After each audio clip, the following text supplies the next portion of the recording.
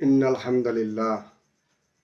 আল্লাহ পাকের সম্মানিত বান্দাগণ, নবীজি সাল্লাল্লাহু আলাইহি ওয়াসাল্লামের সম্মানিত উম্মতগণ, এখন আমরা জানতে পারব ঈমানের স্বাদ, ঈমানের মজা কোন ব্যক্তি উপলব্ধি করতে পারে। হযরত আব্বাস ইবনে আব্দুল মুত্তালিব রাদিয়াল্লাহু তাআলা আনহু থেকে বর্ণিত, তিনি বলেন, নবীজি সাল্লাল্লাহু আলাইহি ওয়াসাল্লাম ইরশাদ করেন, ওই ব্যক্তি ঈমানের স্বাদ অনুভব করবে, উপলব্ধি করবে, যেই ব্যক্তি আল্লাহ তাআলাকে রব হিসাবে পেয়ে খুশি, সন্তুষ্ট, এবং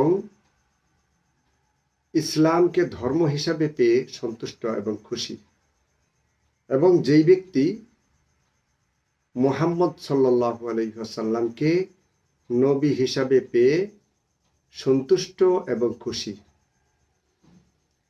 আন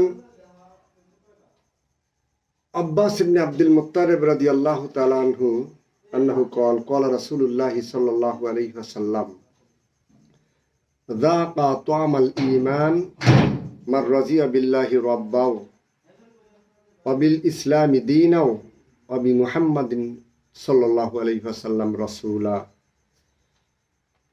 এই হাদিসটি মুসলিম শরীফের প্রথম খণ্ডের 117 এবং বুখারী শরীফেও এবং মিশকাত শরীফে 8ম পৃষ্ঠা। আল্লাহ পাক আমাদেরকে ঈমানের স্বাদ অনুভবকারী হিসাবে গ্রহণ করে নেন, কবুল আর মঞ্জুর করে নেন। আমিন।